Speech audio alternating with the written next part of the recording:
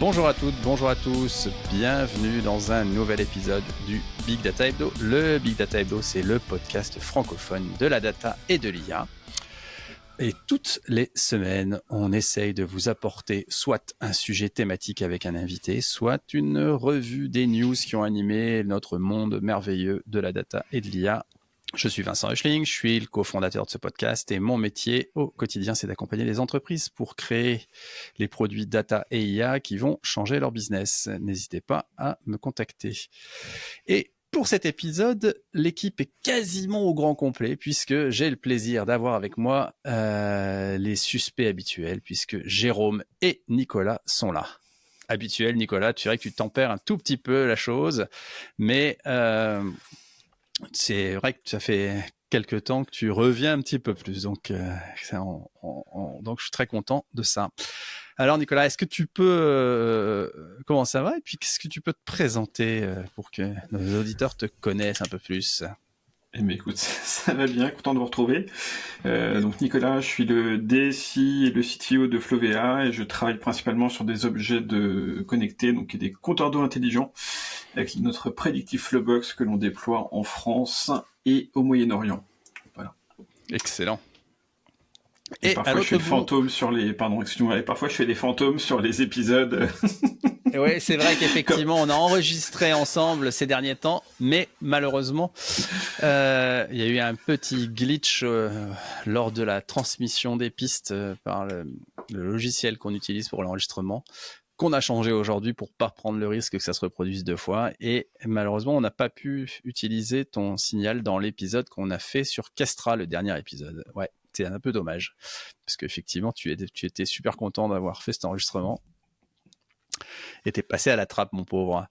Et à l'autre bout du Riverside, j'ai Jérôme. Salut Jérôme, comment ça va? Salut, ça va bien. Et donc moi, je suis chez Actian, je travaille sur le produit Zinea, qui est un data catalogue, et je suis l'équipe connectivité, pardon, c'était avant, je suis l'équipe Professional Services, donc en gros, j'aide toute l'intégration avec nos clients. Excellent. Excellent. Et alors, je fais en fait beaucoup de connectivité quand elle est spécifique, c'est pour ça que je me suis un peu trompé. Toujours beaucoup de connectivité, ouais, effectivement. Puisque c'est quand même un gros morceau, quand même, c'est une grosse partie du challenge du data catalogue, c'est quand même cette histoire de connectivité. En termes d'intégration, on va pas se voiler la face quand même. Hein, en termes d'intégration, beaucoup. Donc comme mon but c'est de faire de l'intégration, il y a la consommation des API, ce que je faisais pas avant en fait, mais il y a aussi, il y a aussi la connectivité qui reste. C'est-à-dire que maintenant je m'occupe des cas qui seront pas pris en charge par la R&D parce qu'ils sont trop spécifiques à un client. Le connecteur classique, et toi tu prends le relais quand il faut faire un truc un peu spécifique, c'est ça? Ouais, c'est ça. Excellent. Alors en préparant cet épisode, on se disait que finalement la note qu'on va décortiquer ensemble maintenant, elle aurait presque pu faire l'épisode à lui seul, c'est-à-dire qu'on aurait pu vous lire la note en français, et puis tout serait bien passé. Ce qui d'ailleurs fait penser qu'aujourd'hui, profitez de nous écouter parce qu'on est peut-être une espèce en voie de disparition avec les dernières itérations qu'on a vues de Notebook, de Notebook LLM de Google, qui a une capacité à produire du contenu audio à partir d'une masse de texte qu'on lui fournit, qui est assez édifiante. Mais bon, on espère que nos petites erreurs qui font le piment de ces enregistrements et qui font que vous avez l'impression d'avoir vraiment des humains quand vous nous écoutez, continuera à nous permettre de continuer à exister. Alors, on va parler effectivement de ce qui est Pardon. On va parler de ce qui est la note hebdomadaire, je crois, de Joe Race. Je ne sais pas si c'est hebdomadaire d'ailleurs, je me souviens plus exactement. Mais et donc sur Substack, il a plusieurs newsletters, dont celle-là. Et cette newsletter décrit un peu c'est ce sur quoi il est tombé. En fait, finalement, c'est un peu la même chose que ce qu'on fait là, nous, à notre échelle. Et donc, il parle de pas mal de sujets. Je sais que Nicolas, tu l'as lu aussi. Jérôme, je crois que tu n'as pas eu le temps de la parcourir. Non, je n'ai pas eu le temps. Et il ratisse assez large, hein, c'est-à-dire qu'il va effectivement des sujets de data engineering qui sont fonds de commerce entre guillemets habituels, jusqu'à des nouvelles qui sont dans le monde du GenAI et LLM. Et évidemment, moi, c'est vrai que lire ça me fait assez plaisir parce que ça formalise certaines sensations que j'avais sur pas mal de sujets. Et effectivement, il dit, GenAI, ok, on est toujours rendu un peu au même point, on fait des POC. Et pour l'instant, j'ai entendu personne qui a mis en production un use case de LLM ou GenAI, quoi. Donc, il y a vraiment un gap entre le truc qui fait que tout le monde s'excite et la réalité du marché là-dessus, quoi. Donc, votre avis là-dessus, c'est quoi? Vous pensez que c'est un peu dur ou vous pensez qu'il y a vraiment pour l'instant c'est overhypé entre guillemets? Je pense les deux. Enfin, moi, je pense que c'est overhypé, mais je pense aussi que créer les use cases et autres, ça prend du temps. Que finalement, c'est sorti quand Enfin, il n'y a pas si longtemps que ça. Il y a déjà des applications en prod, tout simplement le code, la génération de code qui a été une des premières applications qui est arrivée. Ouais, tout à fait. C'est utile. On peut considérer que c'est en prod. C'est Ouais. déjà utilisé, c'est en prod depuis assez longtemps. Justement, on en reparlera après. Et donc je trouve que ça prend du, enfin, je trouve ça normal que ça prenne du temps, qu'on expérimente, qu'on fasse des erreurs, qu'on aille vers d'autres voies, qu'on s'approprie les choses. En plus, les modèles, il faut qu'ils s'améliorent aussi en qualité. Alors ils le font encore pour l'instant. Ouais. Je pense qu'en voilà, fait, il y a un niveau de maîtrise qui est insuffisant pour rassurer les gens sur l'utilisation en production de la chose. Quand je dis niveau de maîtrise, c'est pas que les humains soient capables de l'utiliser ou pas. C'est plus niveau de maîtrise par rapport au fait que on a toujours des incertitudes sur ce qui se passe réellement à l'intérieur, quoi. Et cette non-explicabilité fait un peu du mal sur l'adoption qu'on peut avoir de ces modèles, quoi. il y a ça. Mais il y a aussi, je pense qu'en fait, on a dépassé l'époque parce que je réfléchissais à une des présentations que j'ai vues quand on était à Nantes pour le salon de l'IA et de la data, où ils sont pas encore en phase de production, mais ils sont plus en phase de POC. J'entends par là, c'est pas de la proof of concept, c'est plus du prototypage. Ouais, c'est un pilote. Pour moi, quoi. c'est une étape d'après, c'est un pilote. C'est-à-dire, en gros, effectivement, on va vérifier que l'usage est bon, mais on va pas le regarder, on va vraiment le mettre dans la main des vrais utilisateurs. On va pas juste jouer avec un peu de choses. Donc, enfin, ça dépend comment on définit POC, mais pour moi, ça va un peu plus loin que juste je prouve que le concept fonctionne. Ouais. Je suis un peu au-delà, quoi. Ouais. Après, ce qui peut être déstabilisant, sinon, c'est cette frénésie aussi bien technique que commerciale où tout est AI machin et AI bidule. Et au final, quand tu creuses un peu, tu sens qu'il y a la palissade, il y a la façade et puis il y a la réalité derrière.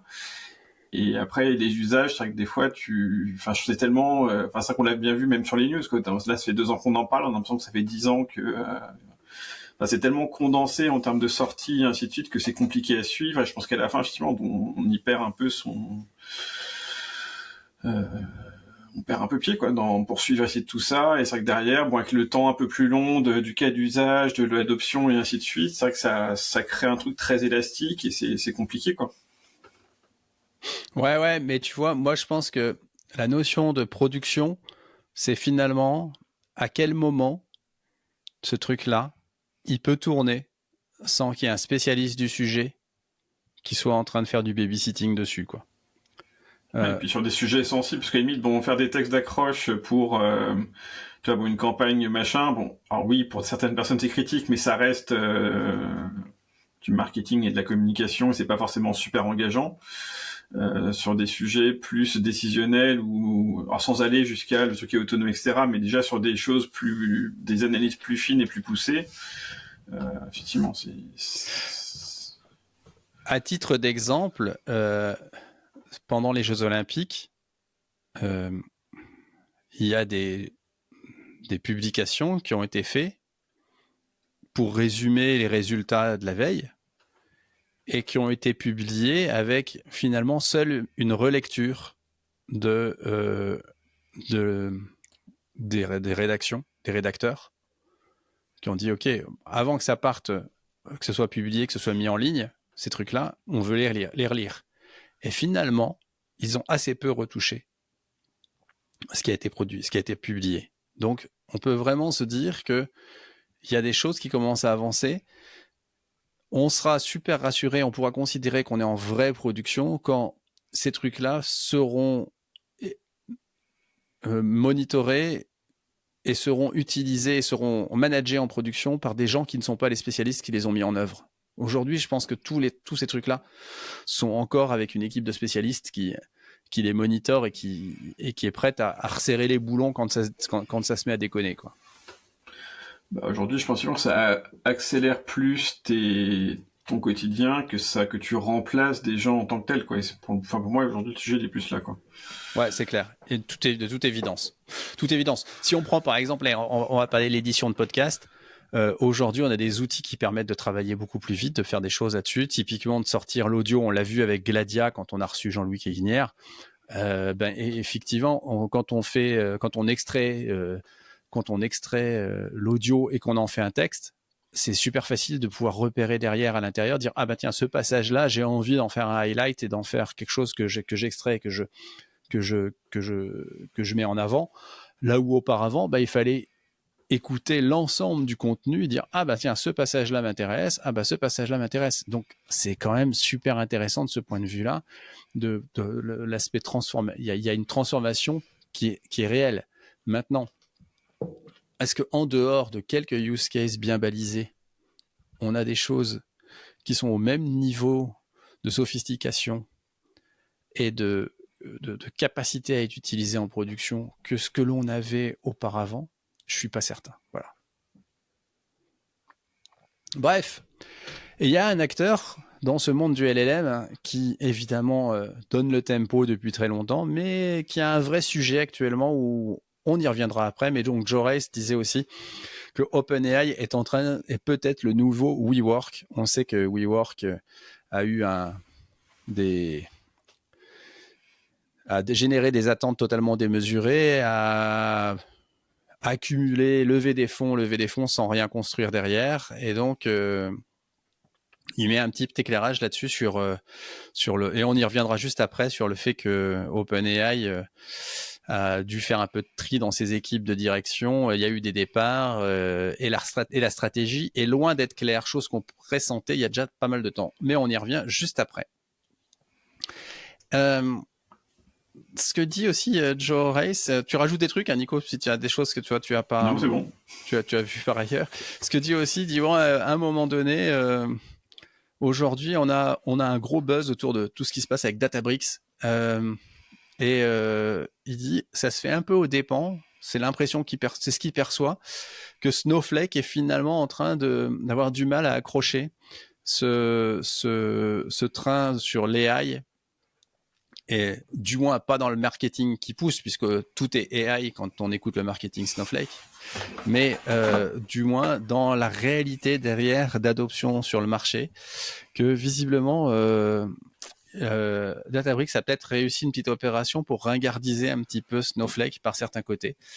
Donc c'est assez intéressant de voir cet angle-là. Et moi effectivement j'avais un petit pressentiment sur le fait que Databricks était en train d'être un peu plus push sur un secteur sur lequel ils ont toujours été en avance sur Snowflake de toute manière, et donc de corneriser un tout petit peu Snowflake dans ce segment analytique. Donc un pic assez intéressant là-dessus. Donc ça vous donne un petit peu l'idée de ce qu'elle peut faire là-dessus, et on reviendra d'ailleurs un petit peu après sur la notion Snowflake. On parlera un petit peu d'iceberg tout à l'heure. Et donc, c'est aussi l'un des derniers sujets que moi j'ai trouvé dans son post. Il parle un petit peu qui dit, on parle beaucoup d'iceberg. Il n'y a pas beaucoup d'implémentation en production. On y revient à la même chose que sur les AI juste avant. Et que, ok, un open table format, c'est sympa. Maintenant, qu'est-ce que ça devient? C'est quand même un peu encombré. Il y a Woody, il y a Iceberg, il y a Delta. Enfin, tout ça est un peu compliqué.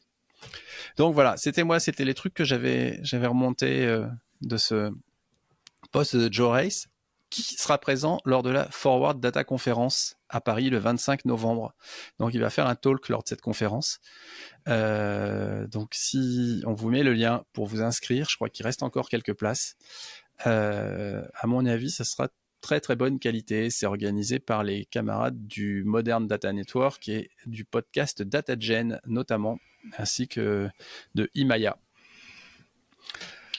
C'est vrai qu'on est très victime de ce marketing de la hype, hein. Quelque part,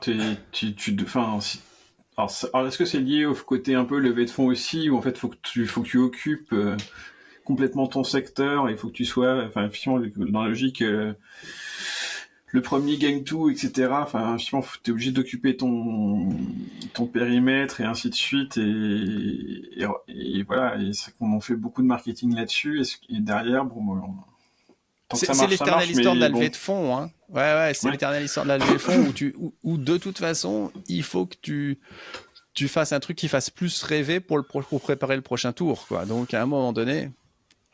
Puis t'as tout l'écosystème qui est autour qui aussi s'empare du truc, quoi, parce que, financièrement, t'es une société de service aujourd'hui, si tu fais pas si tu proposes pas du Snowflake, de Databricks, je sais pas quoi, t'es ringard aussi, même si ça répond pas aux besoins de ton client, à la limite, mais c'est vrai qu'il y a tout un écosystème qui fonctionne autour de ça et qui perd un peu pied, quoi. Ouais. Je dois devenir vieux et pénible. Le HDD.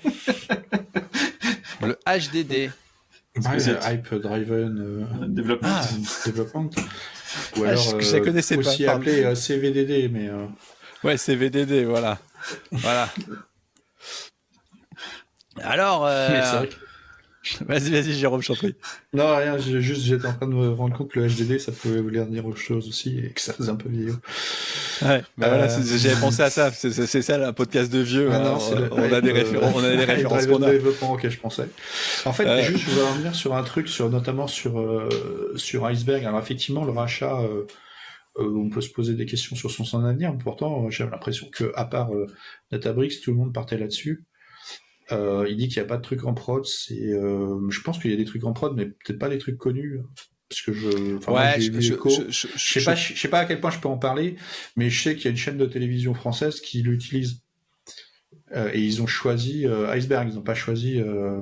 Ouais. Ils n'ont pas choisi, Delta Lake, Delta Table.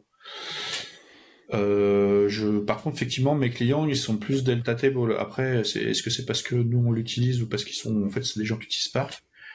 Je pense que de toute façon, historiquement, des gens qui sont sur du Spark Databricks, ils ont implémenté Delta Table, et ce qu'on sait, c'est qu'ils vont pas dropper Delta Table pour les mettre de l'iceberg. C'est évident.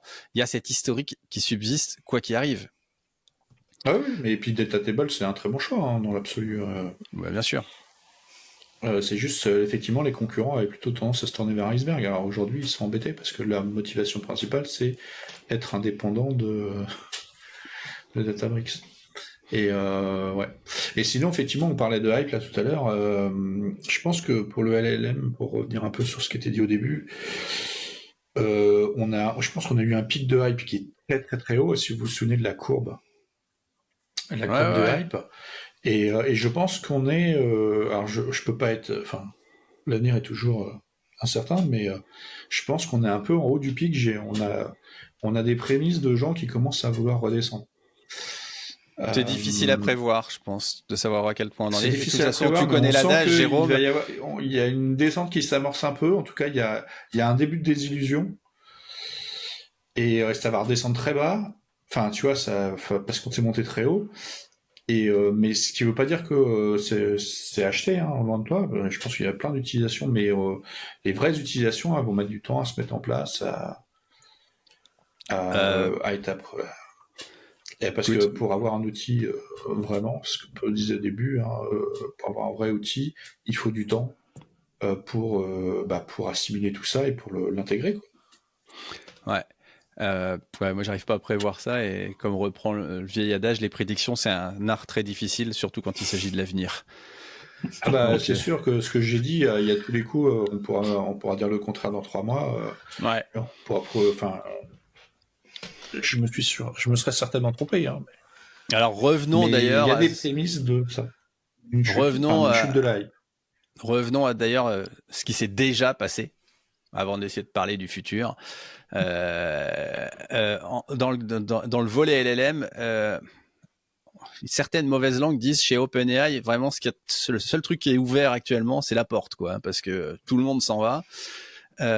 Au mois d'août, il y avait déjà eu 2 fondateurs, John Schulman, qui avait quitté OpenAI pour aller chez Anthropic en disant « Je vais faire de la recherche auprès de gens qui sont profondément engagés. » Prends ça. Et Greg Brookman, qui était parti, il dit « Moi, je prends un congé sabbatique jusqu'à la fin de l'année. Parce qu'il reste encore beaucoup de boulot pour faire une AGI sécurisée à construire, mais bon, même si la mission est loin d'être terminée, moi j'ai besoin de me détendre un peu, quoi. Donc ça dénote un petit peu déjà au mois d'août, ça avait dénoté un petit peu d'un climat qui n'était pas au beau fixe chez nos amis d'OpenAI. Et là, la semaine dernière, patacrac, l'entreprise a décidé de faire différentes choses, c'est-à-dire qu'on va passer de OpenAI Incorporated à OpenAI Global, et ça va peut-être devenir Microsoft Corp à moyen terme, puisque il y a vraiment un plan qui vise à faire qu'on va rendre attractive la société pour enlever le pouvoir qu'il y avait dans la structure de non-profit historique. Je ne sais pas si vous avez tous la vision de quelle était la gouvernance d'OpenAI depuis toujours. Il y avait une société à but non lucratif d'un côté et une société commerciale qui coexistaient ensemble. Mais, entre guillemets, la trajectoire globale, c'était la société à but non lucratif qui l'impliquait. Et là, il y a un retournement qui est en train de se faire où fondamentalement, c'est plutôt la société à but lucratif qui va prendre le dessus. Et donc, ça a eu pour effet d'avoir 3 nouveaux départs, dont notamment la CTO, Mira Murati, le vice-président de la recherche et le Chief Research Officer qui sont partis. Donc, ça commence un petit peu à prendre l'eau, cette affaire. On peut réellement se poser la question... qu'est-ce qui reste ? Qu'est-ce que ça va devenir ? Est-ce qu'ils vont réussir à maintenir le momentum qu'on peut pas leur enlever ? C'est-à-dire que effectivement aujourd'hui, les dernières itérations de GPT sont clairement de toute façon les trucs qui mettent un peu le tempo sur le marché, quoi. C'est-à-dire que ils ont réussi notamment aussi à percer une base d'utilisateurs très importante avec leurs accords avec Microsoft. Mais on sent bien que ça va être moins facile dans les mois qui viennent, quoi. Donc pas évident tout ça. Ouais, puis on voit qu'il y a la levée de fonds là, de 6 milliards qu'ils ont annoncé là, cette semaine, qui leur fait une valorisation, je sais plus combien, enfin c'était une valo x40 de mémoire, et qui est pas, ils même leur dire qu'ils ont 11 millions, je crois que c'est 6 milliards de chiffre d'affaires cette année et 11 milliards l'année prochaine. Tu fais ça, c'est hallucinant, quoi. Enfin, c'est même incompréhensible comme use case, quoi. Bon, alors, certes, ils ont 5 milliards de pertes, mais mais je crois qu'il y a quelques comptables qui vont pas, qui sont en PLS quand tu dois voir le truc, mais non, c'est vrai que c'est des métriques qui deviennent incompréhensibles. Enfin, ouais, moi j'arrive pas à trouver de rationnel. Le rationnel derrière ces investissements, quoi. Je veux dire, à un moment donné, comment l'expliquer ? Ça reste une grosse inconnue pour moi, quoi. Ouais. Et là, ce qui est rigolo, c'est que les investisseurs ont a priori dit, finalement mis comme condition la levée de fonds qui est vraiment cette scission avec la structure non lucrative. Et à l'inverse, OpenAI aurait demandé à ce que les investisseurs ne financent pas ses concurrents. Après, ouais.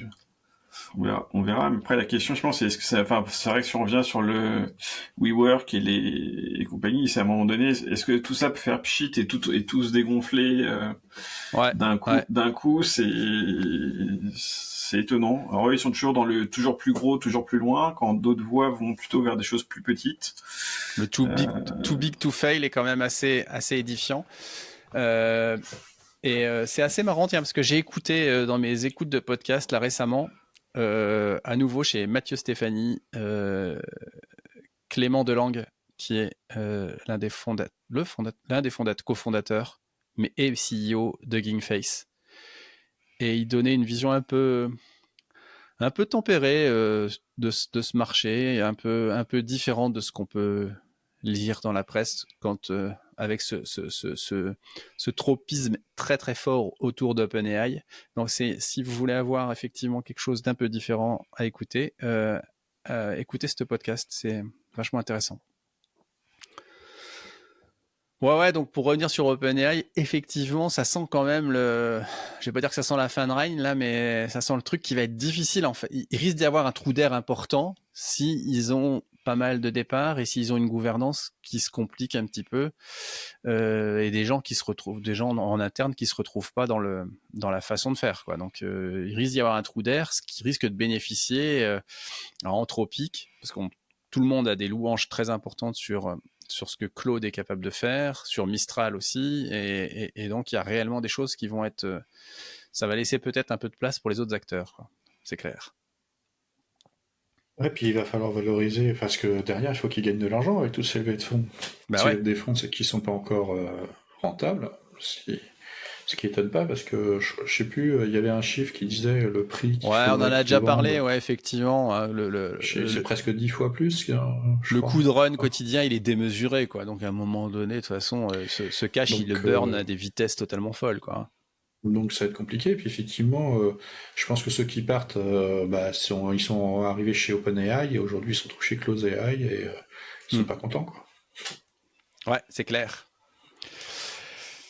Tout ça pour finalement avoir un truc qui, Jérôme, semble décevoir les gens, puisque les assistants d'IA de codage font-ils vraiment gagner du temps aux développeurs? C'est la question que tu as soulevée, Jérôme, au travers d'un article que tu nous as remonté. Ouais, c'est un article développé.com qui reprend en fait deux études, mais principalement une étude de Uplevel Data Labs. Donc en fait, qui a permis, maintenant qu'on commence à avoir un peu de recul là-dessus, qu'ils ont fait vraiment des mesures et le résultat est pas folichon. Alors, à part, parce qu'il y a aussi une étude de GitHub, alors l'étude de GitHub montre que effectivement c'est très utilisé, donc ce qui donne d'ailleurs du poids à celle de Uplevel, puisque un outil que personne n'utilise, c'est difficile de comment dire, de donner de la valeur au retour qu'on a des quelques utilisateurs, mais par contre c'est très utilisé, ça donne déjà une assise un peu plus importante. Et effectivement, il est très utilisé, les gens se sentent plus productifs effectivement en disant maintenant j'ai arrêté je code un peu moins et je m'occupe plus de mes clients ou de penser sur ces choses-là. Donc ça c'est des parties positives. Mais quand ils font des mesures, ils ont mesuré par exemple le nombre de PR, de pull requests qui sont validés. En gros, le nombre de PR qui arrivent au bout sur une période avant d'utiliser l'outil et sur une période après d'utiliser l'outil. Et de fait, l'idée c'était une mesure de productivité qui vaut ce qu'elle vaut, mais qui est une mesure de productivité. Et au final, le taux il n'a pas changé. Il n'y a pas de changement notable. Le temps de cycle est à peu près le même. Donc il n'y a pas vraiment d'effet sur la productivité mesurable. Ils ont testé Jérôme, je t'interromps 2 secondes. Oui. Sur la productivité. Est-ce que les gens n'ont pas vu un effet d'aubaine de se dire finalement ça me laisse un peu de temps pour faire d'autres trucs? Alors ça c'est un peu ce qui remontait sur le côté GitHub, c'est-à-dire qu'ils s'occupent plus de leurs clients, de réflexion, de choses comme ça. Voilà. Après, est-ce que les gens glandouillent à la place? Je pense pas. Il y en a peut-être qui le font, mais bon, je pense pas. Et honnêtement, moi, mon expérience, c'était mon tempérament trollesque qui prenait le dessus. Après, moi, je sais que ça correspond. Enfin, ce qui est dit dans cette étude, elle correspond à peu près à l'expérience que j'ai, qui est on a un sentiment parfois que ça nous aide et puis que ça nous fait gagner du temps, et au final, c'est pas si efficace que ça quand tu fais le bilan vraiment total. En fait. Moi, de ma vision, c'est que pour plein de trucs rébarbatifs, ça fait gagner du temps. Et de temps en temps, c'est une vraie catastrophe. Ouais, c'est un peu la vision qu'on a, mais en fait, tu vois, la métrique, c'est que finalement, le nombre de PR n'augmente pas. Le nombre de PR validés n'augmente pas. Les chiffres mentent pas, généralement. Donc. Voilà, par contre, il y a un chiffre qui augmente, c'est le nombre de bugs, plus 41%, ce qui est Ouais. énorme. Et effectivement, les gens, en fait, au lieu d'écrire du code, ils relisent du code qui est écrit par l'IA, et finalement, bah, parfois il laisse passer des bugs, beaucoup ils le corrigent, heureusement, mais voilà, c'est un peu ça. Ils ont testé aussi l'épuisement au travail, parce que ça c'est un point qui est important parce que ça aurait pu être, on n'est pas plus productif, mais les gens sont mieux, sont Mm. plus en forme et autres. Et en fait, sur la période de l'étude, visiblement, il y a eu une amélioration il y a eu une diminution d'épuisement au travail, mais elle était globale et voire elle était presque plus importante sur le groupe témoin que sur le groupe qui avait utilisé l'IA générative. Avec des chiffres dont je ne sais pas si on peut les interpréter, mais en gros c'était 28% pour ceux qui l'utilisaient pas et plus 13% d'amélioration pour ceux qui l'utilisaient. Donc c'est pas forcément lié, mais en gros il n'y a pas d'impact favorable vraiment pour ça. Et puis en fait un des éléments qui remontait, puisque les gens ont l'impression d'être plus productifs et autres, et il rappelle aussi un truc, c'est que écrire du code, l'IA vous aide à écrire du code. Ok, c'est vrai. Mais en fait, vous faites pas que ça. L'IA vous aide pas à modifier du code. L'IA vous aide encore moins à supprimer du code. Or, dans le développement, bah, il y a écrire, mais il y a modifier, il y a supprimer. Et quand tu as un code qui est pas, enfin, quand t'es pas en train d'écrire une application toute neuve, ce qui est en fait souvent le cas, hein, souvent tu fais de la maintenance de l'évolution, de la progression, même pour des applications assez jeunes. Et ben en fait, l'IA, elle t'aide que quand tu crées du nouveau code, mais pas quand tu modifies, pas quand tu supprimes. Elle va pas te dire il faut supprimer ces lignes-là. Par contre, je pense que pour t'aider à comprendre du code qui est écrit par un autre, il peut peut-être y avoir un intérêt.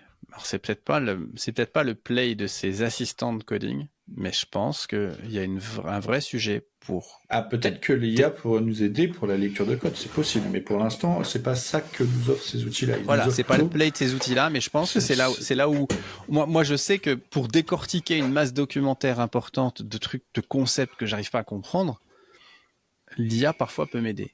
Oui, elle pourrait, mais là aujourd'hui, on juge vraiment les outils comme Ah Copilot, ouais, ouais. hein, qui sont là pour aider au Ah, développement et on voit ce qu'ils font. je Et pense très sincèrement.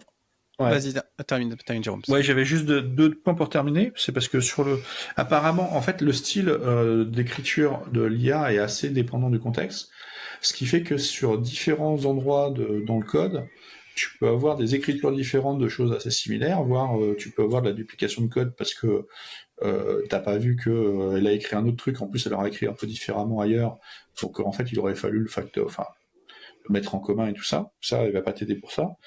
Et donc ça complique un peu les relectures parce que parfois tu as des styles différents dans le même code alors qu'elles viennent toutes de l'IA. Et puis voilà, et dans les métriques aussi, on parlait de plus de bugs, et en fait il y a une métrique qui augmente, c'est ce qu'ils appellent en anglais churn, donc je pense que c'est la suppression de code, enfin en gros il y a beaucoup de code qui est réécrit peu de temps après, ou qui est réécrit. Et ça, la quantité de code réécrit a augmenté La énormément. pérennité du code, quoi. Donc T'as la une mauvaise pérennité du code a pérennité du baissé. code, quoi. Ouais. Voilà, donc ça c'est plutôt un signe de mauvaise qualité. Donc en Je fait, pense. le bilan vraiment, si on doit faire un bilan grosse maille, c'est ça n'a pas trop changé, ça a pas eu d'impact favorable ni défavorable sur la productivité, et ça a une légère baisse de qualité.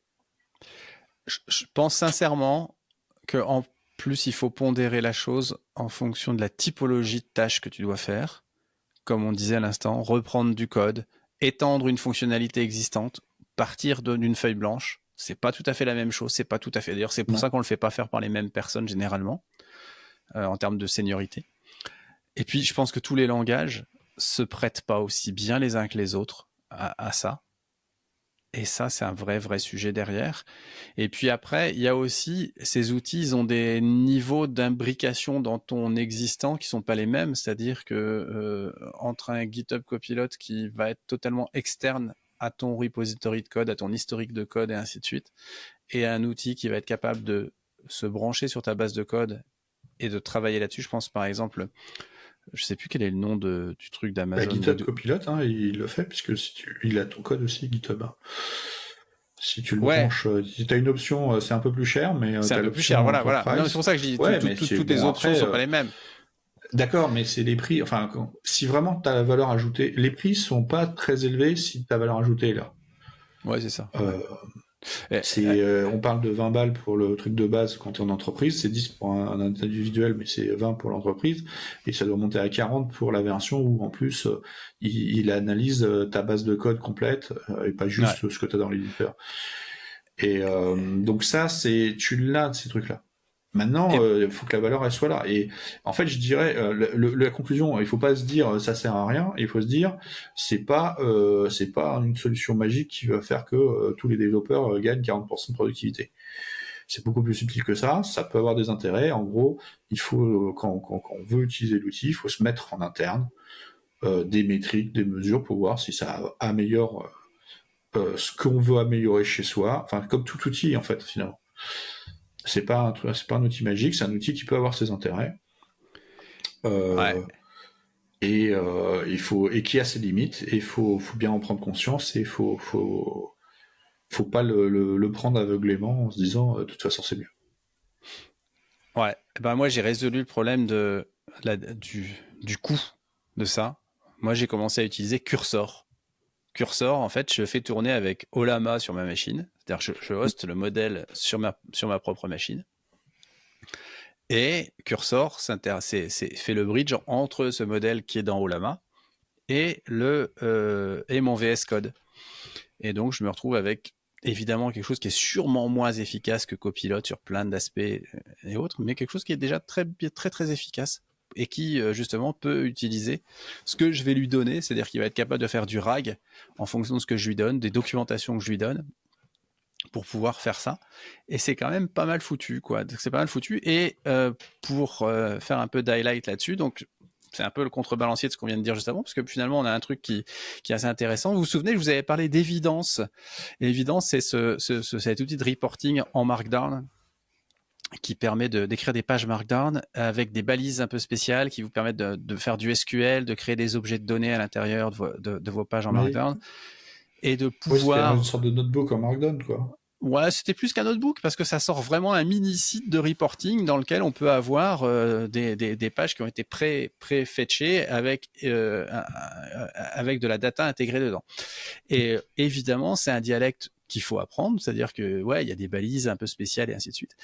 Et justement, le poste en question, c'est comment est-ce qu'on arrive avec Cursor à générer du code pour Evidence, donc avec un dialecte très spécifique qui est finalement assez peu connu. Donc, ce qui est très certain, c'est que un outil de génération de code, il connaît pas hein, Evidence. Il y a peu de chances qu'il le connaisse, c'est pas assez répandu, ainsi de suite. Mais en lui donnant à manger la doc, finalement, il arrive à générer du code. Et donc, c'est une bonne illustration de ce qu'on peut faire avec ça.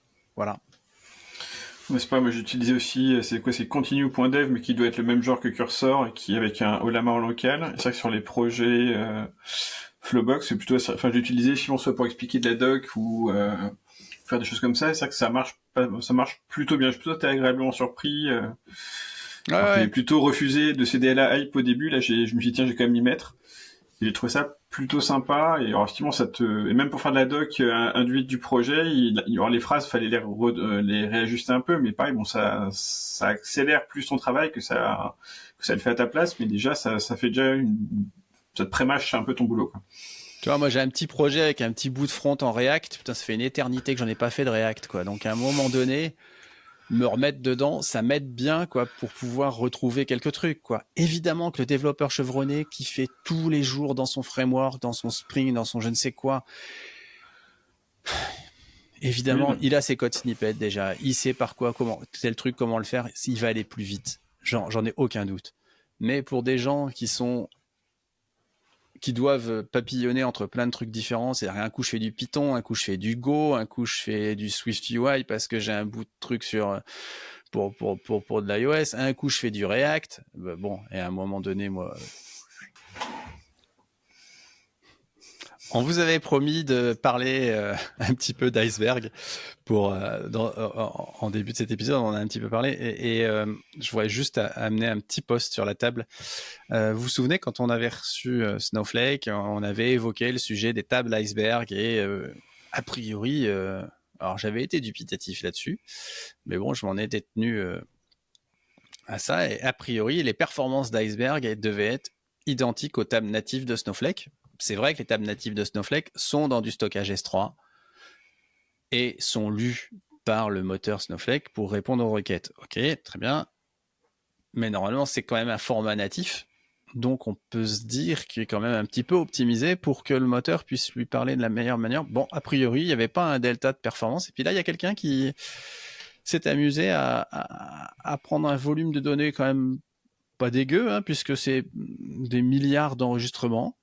Et il a fait les mêmes requêtes sur... donc c'est le 1 Billion Row Challenge GitHub là, qui est disponible sur GitHub, hein, le fameux avec des stations avec des températures. Alors peut-être que ce type de dataset est biaisé par rapport à ce qu'il devrait être réellement. Le dataset fait 15 gigaoctets. Et une fois chargé, la compression est à peu près similaire, puisqu'on arrive à 2,6 gigas ou 3,3 gigas de données sur le disque, une fois chargé à l'intérieur de Snowflake ou dans des tables Iceberg à l'intérieur sur du S3.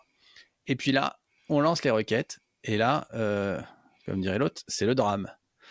Il y a fondamentalement un ratio de temps de 2 à 5 fois entre les tables natives et les tables stockées dans de l'iceberg. Donc voilà, c'est ce truc-là qu'il faut quand même pas perdre de vue.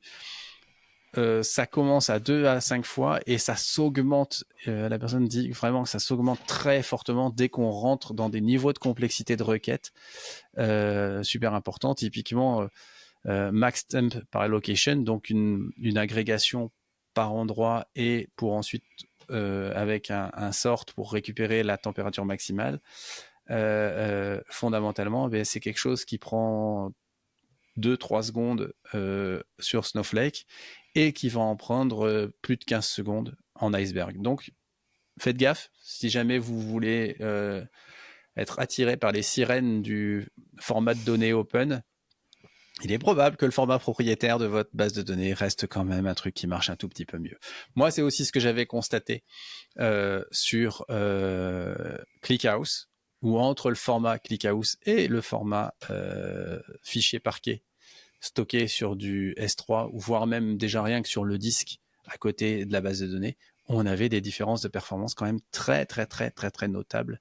Donc, c'était pour revenir un petit peu sur ce sujet Iceberg, sur le fait que il y a fondamentalement un petit risque de dégrader les performances à vouloir mettre vos données de manière très ouverte de ce point de vue-là. Donc, voilà. Donc, c'était le petit mot de la fin concernant Iceberg. C'est pas la fin de Iceberg. Ne me prenez pas, je pense qu'on en reparlera. Mais pour cet épisode, je pense que c'était un petit peu le sujet sur lequel on peut... Quel est l'intérêt d'utiliser les tables Iceberg pour Snowflake puisque... Bah, ça dépend. Imagine-toi, tu peux avoir un processing extérieur qui génère ta donnée. Et donc, tu vas faire ton staging dans ces tables Iceberg plutôt que de devoir lire les données qui seraient dans du parquet, dans du machin, tout ce que tu veux, et de les ingérer dans Snowflake. Donc, tu te dis finalement, ma raw data, celle que j'ai en staging et en entrée, je vais l'utiliser là-dessus. Et à l'inverse, plutôt que de devoir faire un reverse ETL, si à un moment donné, tu veux mettre à dispo ta donnée, la mettre à dispo dans un format, la stocker dans du format Iceberg, pour l'utiliser dans Snowflake, fait que tu n'as pas à l'exporter quand tu veux la réutiliser derrière dans autre chose. C'est l'un des intérêts, je pense. C'est son entrée en sortie, quoi. Ouais, voilà. C'est que ta donnée, elle n'est pas silotée à l'intérieur de ton Snowflake. Donc, c'est quand même pas inintéressant. Oui. Oui. Donc, bon, après, effectivement, dans ces cas-là, tu as le coup de perf. Tu as le coup de perf, et puis n'oublions pas que chez Snowflake, tu as 2 inducteurs de coût. Tu as le stockage de données, qui est finalement pas très gros par rapport au reste en termes d'inducteur de coût. Et le gros inducteur de coût, c'est quand même le temps de processing. Oui. Donc, si tes requêtes, elles mettent 5 fois le temps, tu multiplies par 5 ton coût de processing. Donc, tu vas te retrouver avec une addition qui va vite monter, quoi. Donc c'est quand même un truc qu'il faut pas perdre de vue, quoi. Mais après, tout est question de trade-off dans la vie, comme on dit. Hein. C'est qu'à un moment donné, est-ce que tu veux pas payer cher pour la requête qui transforme la donnée, mais tu vas devoir payer la requête d'ETL pour sortir ta donnée de l'environnement? C'est un peu le sujet, quoi. C'est ça. Et puis je pense pas qu'ils aient un gros intérêt à J'ai envie de avoir une dire, performance folle, mais si il y a moyen de continuer à facturer pas mal les clients et de vendre de l'heure de CPU, je pense qu'ils vont pas se gêner. ouais, après ça dépend des écarts, mais tu vois, après en même temps, tu vois, on parle de quelques secondes. Bah, c'est comme tout, si ton job il tourne, enfin s'il tourne toutes les minutes ou s'il tourne une fois par jour, enfin c'est pareil, t'as aussi la fréquence qui va jouer. T'as plein de critères qui peuvent se compenser, quoi. Moi j'ai un job weekly dont je sais qu'il est pas optimal en termes de performance chez un client. Il tourne une fois par semaine, quoi. Je veux dire, on va passer de 10 minutes à 7 minutes pour une fois par semaine. On va pas s'emmerder, hein.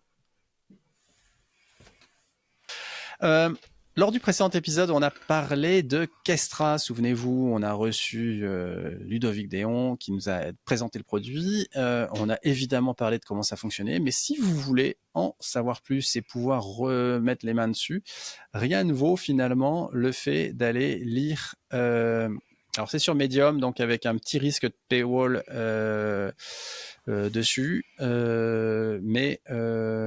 c'est finalement un post complet où il nous explique comment est-ce qu'il fait un ETL with Kestra, DuckDB, DBT, Neon and Resend. Ça fait beaucoup d'outils là-dedans, mais vous verrez, c'est finalement, on voit toute la simplicité et la puissance de l'outil, puisqu'il commence par faire une extraction avec sur des API externes, où il fait sur des weather data avec du geocoding et des choses comme ça. Et puis, derrière, il output ses données. Il en fait derrière une extraction où il va aller chercher et on voit tous les YAML qui permettent de définir ça. Donc, c'est quand même super bien écrit. On est vraiment dans la YAML engineering era, hein. C'est clair que là, on s'en rend compte en complet. Néanmoins, il y a quand même quelques captures d'écran qui vous rappellent que vous avez affaire à un outil quand même graphique pour faire ça. Et puis ensuite, il détaille les différentes tasks qui vont faire la transformation de données. C'est super bien écrit, c'est super didactique. Moi, ça m'a vraiment encore plus donné envie de redémarrer une instance Kestra et de m'y mettre. Et puis ce qu'il dit, c'est absolument génial, c'est que si vous voulez faire ça, vous pouvez le faire tourner sur votre machine, puisqu'il y a un GitHub repo qui vous permet de récupérer tout le projet Kestra et de pouvoir aller utiliser ça. Donc, big up à l'équipe Kestra. Vous faites un super produit, et puis 2, écrire des trucs comme ça pour pouvoir faire derrière... la promotion et puis montrer le chemin aux gens, c'est du super boulot. Bravo. Et puis la version 0.19 qui est sortie avec pas mal de petites nouveautés aussi, mais donc c'est ça qui sympathique produit. Ouais, c'est clair. Messieurs, on arrive au bout de cet épisode. Est-ce que vous avez une dernière chose à ajouter? Où est-ce qu'on peut vous suivre? Dites-nous.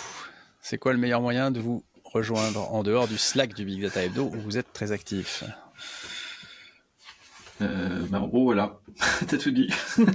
Sur le Slack du Big Data Hebdo, pour nous retrouver, c'est effectivement le meilleur moyen de nous retrouver. Sinon, sur LinkedIn, où nous sommes présents les uns également, et les autres. À LinkedIn, même X, enfin TweetX.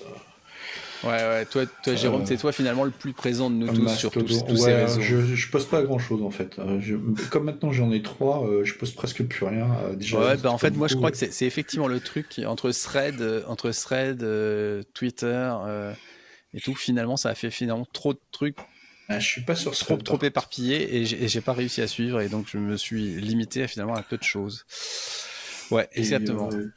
Messieurs, il est temps de clore cet épisode. Chères auditrices, chers auditeurs, on espère que vous avez passé un bon moment à nous écouter, au moins un aussi bon moment que nous avons eu pour l'enregistrer, cet épisode, et on vous retrouve très bientôt. À très bientôt. À bientôt. Au revoir.